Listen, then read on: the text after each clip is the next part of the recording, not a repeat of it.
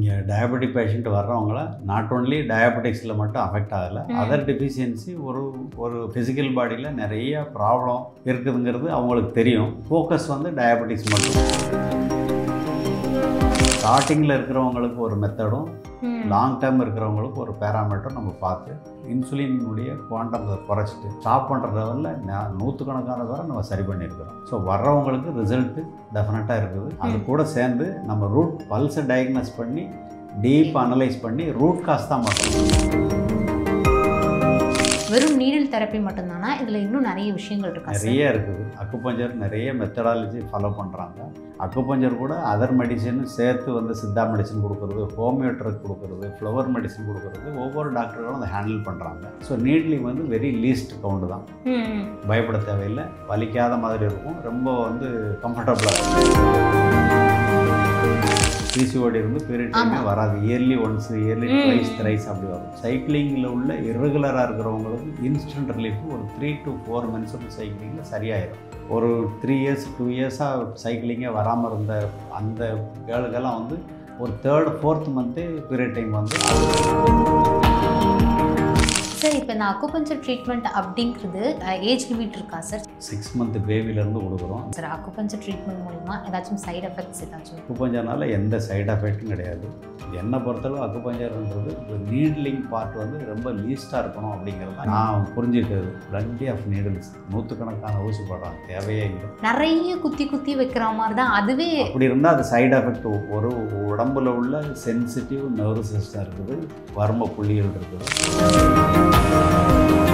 இப்போது உடம்புல போடுற ஊசிகளுக்கு உண்டான விளைவுகள் இருக்கும். அதை வந்து லீஸ்ட்டாக போட்டால் நல்லது. சைடு எஃபெக்ட் இருக்குதான்றது இல்லை அப்படின்னு நான் சொல்கிறேன். நான் கொடுக்குறதுல தான் சொல்ல முடியும்.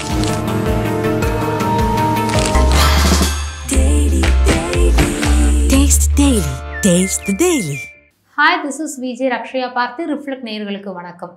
அக்குபஞ்சர் ட்ரீட்மெண்ட்டில் டாப் 10 இடத்துல இருக்கக்கூடிய நம்ம பாக்கியா அக்குபஞ்சர் ட்ரீட்மெண்ட் பண்ணக்கூடிய டாக்டர் முத்துக்குமார் அவர் கூட தான் இன்றைக்கி நம்ம இணைஞ்சிருக்கோம். வணக்கம் சார். வணக்கம் சார். இப்போ இருக்கக்கூடிய மக்கள் பல பேர் டயாபெட்டிக் சார், இதனால் ரொம்பவுமே அவஸ்தைப்பட்டுட்டு வந்துட்டுருக்காங்கன்னே சொல்லலாம்.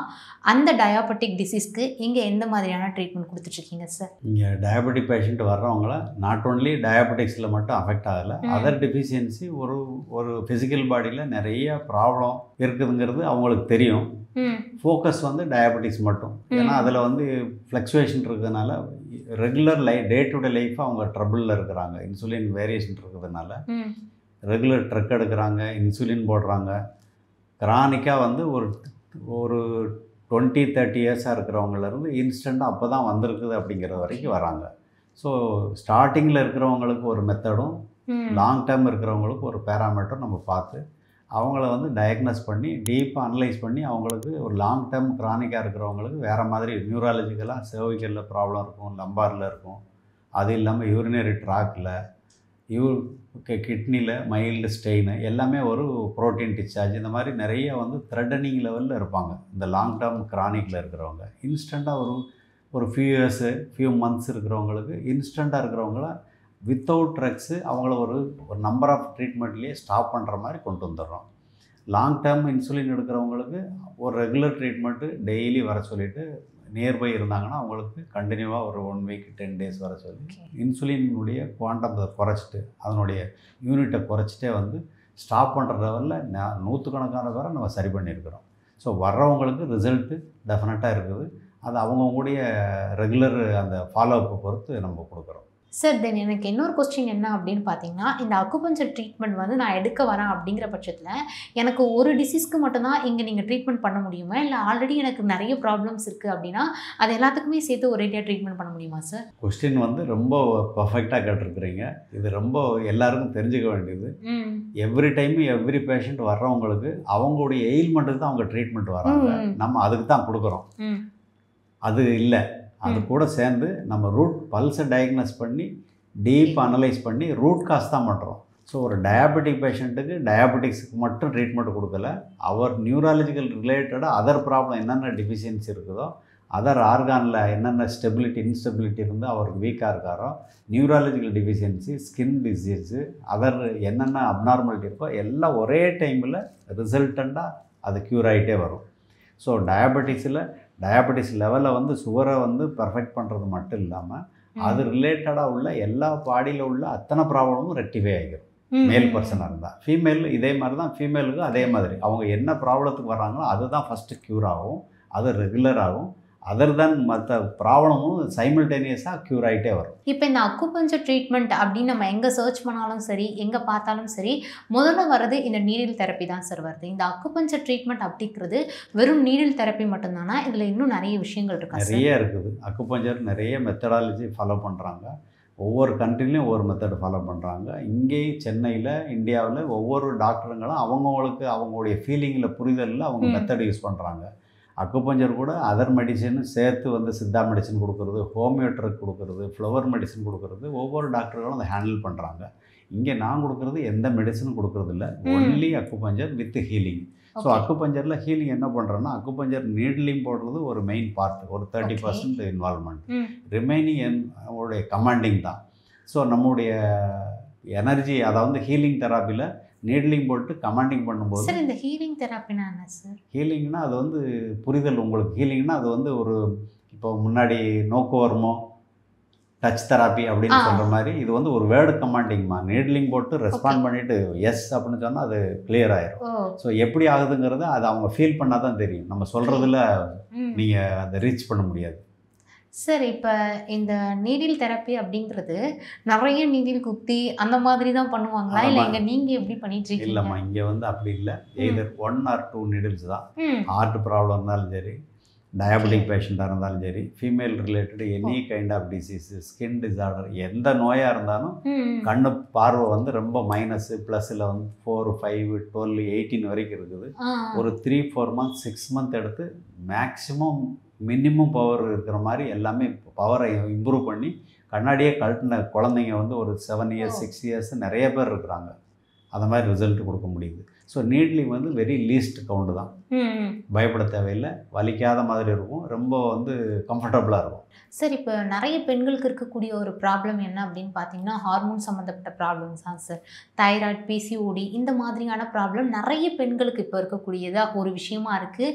க்யூர் வந்து பர்ஃபெக்டாக வந்து அவங்களுக்கு வந்து ட்ரீட்மெண்ட் கொடுக்கும்போது நம்ம சொல்கிற பேராமீட்டரில் பீரியட் டைமுக்கு முன்னாடி ஒரு 3 நாள் வரணும். சைக்கிளிங் முடிஞ்சிருச்சுன்னா அதுக்கப்புறம் 3 நாள் வரணும். இந்த சைக்கிளிங்கில் உள்ள இர்ரெகுலராக இருக்கிறவங்களுக்கு இன்ஸ்டன்ட் ரிலீஃப் ஒரு 3 to 4 மென்சுரல் சைக்கிளிங்கில் சரியாயிடும், டோட்டலாக பர்ஃபெக்ட் ஆயிரும். ஸோ பீரியட் டைமே வராது. பிசிஓடி இருந்து பீரியட் டைமே வராது. Yearly once, yearly twice, thrice அப்படி வரும். ஸோ அவங்க வந்து இது வரலங்கிறத ஒரு கம்ஃபர்டபுளாக ஆரம்பத்தில் ஃபீல் பண்ணுறாங்க. அதனுடைய சைடு எஃபெக்ட் வராமல் இருந்தால் ஃபிசிக்கல் பாடியினுடைய மெட்டபாலிசம் எந்த மாதிரி அஃபெக்ட் ஆகும், நமக்கு ஃப்யூச்சரில் ஆஃப்டர் மேரேஜ் எந்த மாதிரி அதில் ப்ராப்ளம் ஃபேஸ் பண்ணணும், இதெல்லாம் அவங்க வந்து அந்த திங்கிங்கே இல்லை. அவங்களுக்கு இப்போ இன்ஸ்டண்ட்டாக ரெகுலராக ஒரு ப்ராப்ளம் இல்லாமல் இருக்குது, நம்ம ரேராக வருது, அது பரவாயில்ல அப்படி ஃபீல் பண்ணுறாங்க. அது கரெக்ட் இல்லை. பீரியட் டைம்ன்றது ஒரு ஹியூமன் பாடியில் ஹார்மோனால் ரெகுலரைஸ் பண்ணி அது வந்து பர்ஃபெக்டாக அந்த பீரியட் டைம் சைக்கிளிங் வரணும். அது வந்தால் தான் பாடியினுடைய மெட்டபாலிசம் ஃபுல்லாக மைண்ட்லேருந்து எல்லாமே ரெகுலராக வேலை செய்யும். இப்போ இங்கே வராத அப்படி இர்ரெகுலராக இருக்கிறவங்களோ வராமல் இருக்கிறவங்களுக்கோ ட்ரீட்மெண்ட் கொடுத்து பர்ஃபெக்டாக யாருக்குமே சரியாகலைங்கிறது இல்லை, எல்லாருக்கும் சரியாக இருக்குது. ஃபார் எக்ஸாம்பிள் ஏஎம்ஹெச் லெவல் வந்து ரொம்ப லீஸ்ட்டாக இருந்து ஒரு பொண்ணு வந்து ஒரு 29 years பீரியட் டைம் நின்று போச்சு. அவங்களுக்கு வந்து வேறு ஒரு ஃபெமிலியர் ஹாஸ்பிட்டலில் ட்ரீட்மெண்ட் எடுத்து இன்னுமே நோமர் சைல்டு, நோமர் இதுன்னு சொல்லிட்டு சர்டிஃபிகேஷன் கொடுத்து லேமினேட்டட் அந்த பேப்பரே கொண்டு வந்து இங்கே வந்து வச்சாங்க.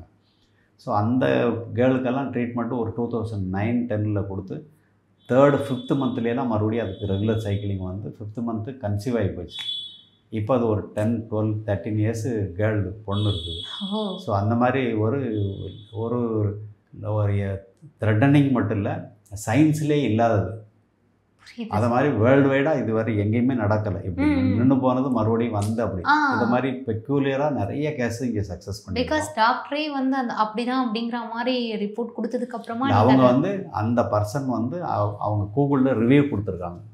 அப்போது நம்ம இந்த அவங்க என்ன பெனிஃபிட் அடைஞ்சாங்க, எந்த மாதிரி கன்சீவ் ஆச்சு, எப்படி இதில் நமக்கு ரிசல்ட் இவங்க கொடுத்தாங்க அப்படிங்கிறதுக்கு எங்களுடைய பேஜை ஓப்பன் பண்ணி பார்த்தீங்கன்னா இந்த ரிவ்யூவெல்லாம் அதில் இருக்குது.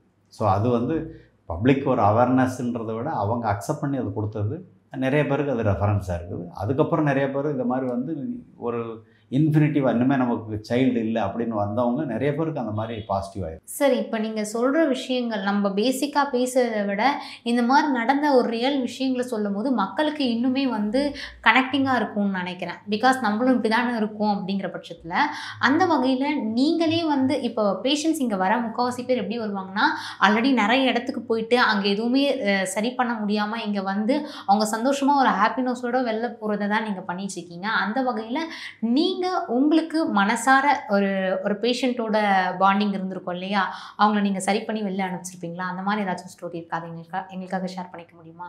இங்கே வர்றவங்களுக்கு எல்லாத்தையும் ஒரே மாதிரி தான் பார்க்குறோம். யாரையுமே பார்சியாலிட்டியே கிடையாது. வெதர் நம்ம வர்றவங்க பிகாஸ் நான் எப்படி சொல்கிறேன்னா, அந்த பேஷண்ட்ஸ்க்கே வந்து ரொம்ப லோவாக வந்திருப்பாங்க, நீங்கள் அவங்கள சரி பண்ணி அனுப்பிச்சிருப்பீங்க இல்லையா, அந்த மாதிரி வரோம். நிறைய பேர் வந்துருக்காங்க. யாராவது ஒருத்தரை ரெஃபரன்ஸ் சொல்கிறது இல்லை. நிறைய பேர் வந்தவங்களுக்கு கேர்ள்ஸுங்களுக்கெல்லாம் வந்து பார்த்திங்கன்னா ஒரு 3 இயர்ஸ் 2 இயர்ஸாக சைக்கிளிங்கே வராமல் இருந்த அந்த கேர்ளுக்கெல்லாம் வந்து ஒரு 3rd 4th month period time வந்து அதுக்கப்புறம் இரெகுலராக 2 மாதத்துக்கு ஒருக்கா வரும், 3 மந்த்ஸ்க்கு ஒருக்கா வரும். அதுக்கப்புறம் அது ரெகுலராக வர வரைக்கும் அவங்க கண்டினியூவாக வந்தாங்க, சரியாயிருக்கு. அந்த மாதிரி பர்சன்லாம் நிறைய வந்து இதில் சரியாக இருக்கும்ன்றதை ரிவ்யூ கொடுத்துருக்காங்க. நம்ம அதை ரெஃபரன்ஸாக எடுத்து அதில் பார்த்துக்கலாம், செக் பண்ணிக்கலாம். சார், இப்போ இந்த அக்குபஞ்சர் ட்ரீட்மெண்ட் அப்படிங்கிறது வயசானவங்க தான் பண்ணணுமா, இல்லை இந்த லிமிட்டில் இருக்கிறவங்க தான் பண்ணணுமா, அப்படி ஏதாச்சும் ஏஜ் லிமிட் இருக்கா சார்? சின்ன குழந்தைங்க எப்படி யார் வேணாலும் பண்ணிக்கலாமா? 6 மந்த் பேபிலேருந்து கொடுக்குறோம். நீட்லிங் பண்ணுறதில்ல. அவங்களுக்கெல்லாம் டச் பண்ணி டச் தெராப்பி மாதிரி என்ன அவங்களுக்கு எயில்மெண்ட், ப்ரொஜெக்ஷன், ஃபீவர் இருக்குது, இன்ஃபெக்ஷன் இருக்குன்னா தொட்டாலே சரியாயிடும். அந்த மாதிரி கொடுக்குறோம். ஒரு 2 இயர்ஸ் பாய் கேர்ளுக்கெல்லாம் வந்து நீட்லிங்கே பண்ணுறோம். அவங்கெல்லாம் வந்து கிளினிக் வர்றதுக்கே ஒரு ஆர்டிசம் பேஷண்ட் எல்லாம் வந்து ஒரு சில்ட்ரன்ஸ் ஒரு 6-7 பேர் ட்ரீட்மெண்ட் எடுத்தாங்க. எல்லாருமே வந்து பார்த்திங்கன்னா அது ஹைப்பராக இருந்தது இன்ஸ்டண்ட்டாக க்யூர் ஆயிடுச்சு. ஒரு பையன் வாயே திறக்காமல் இருந்தான். வாயே நாய்ஸ் சவுண்டே வராது. ஒரு 5 இயர்ஸ் கம்ப்ளீட் ஆன பையன். அவனுக்கு வந்து பார்த்திங்கன்னா ஒரு 3rd மந்த்து அப்பா அம்மா தாத்தா பாட்டியெல்லாம் 3rd மந்தில் 5th மந்த்து சொல்ல ஆரம்பிச்சிட்டான். இப்போ நார்மலாக அவனை நார்மல் ஸ்கூலில் சேர்க்குற அளவுக்கு அவனை ட்ரீட் பண்ணி மோட்டிவேட் பண்ணிகிட்டே இருக்கிறோம். அது மாதிரி நிறையா வந்து ரிசல்ட்டு இருக்குது, வர்றவங்களுக்கு இருக்குது. சார், இப்போ நீங்கள் அக்குபஞ்சர் ட்ரீட்மெண்ட் அப்படின்னு எடுத்துக்கும் போது எல்லா விதமான டிசீஸ்க்குமே நீங்கள் ஒரு தீர்வு கொடுத்துட்ருக்கீங்க. மேக்ஸிமம் இங்கே அக்குபஞ்சருக்கு எதுக்காண்டி வருவாங்க சார்? ஒவ்வொருத்தரும் அவங்க தேவை வந்து ஒரு டயபெட்டிக் பேஷண்ட்டு அவங்க ப்ராப்ளத்துக்கு வர்றாங்க. சில்ட்ரன்ஸ் வந்து ஒரு பேரண்ட் வந்து சில்ட்ரன்ஸை கூட்டிகிட்டு அவங்களுடைய குழந்தைங்களுடைய டிஃபிஷியன்சியை ரெக்கவரி பண்ணுறதுக்கு வராங்க. ஒரு கேர்ள் ஸ்கூலுக்கு போய் சில்ட்ரன்ஸ் இருக்கிறாங்க. அவங்களுக்குள்ளே அந்த ஏஜில் 13 years 14 years 15 years age attend பண்ணிடுச்சு. ஏஜ் அட்டன் பண்ணுறதுலேருந்தே சைக்கிளிங் வரல. அவங்களுக்கு அது ப்ராப்ளம், அதுக்கு வர்றாங்க. அதுக்கு வந்து அக்செப்ட் பண்ணி வரும்போது அவங்களுக்கு ஒரு ரீசனபிள் டைமில் ஒரு 3 மந்த்ஸ் 4 மந்த்ஸில் நார்மல் ஆகிடுது. அவங்க அதுக்கப்புறம் அவங்க கண்டினியூ பண்ண தேவையில்லை.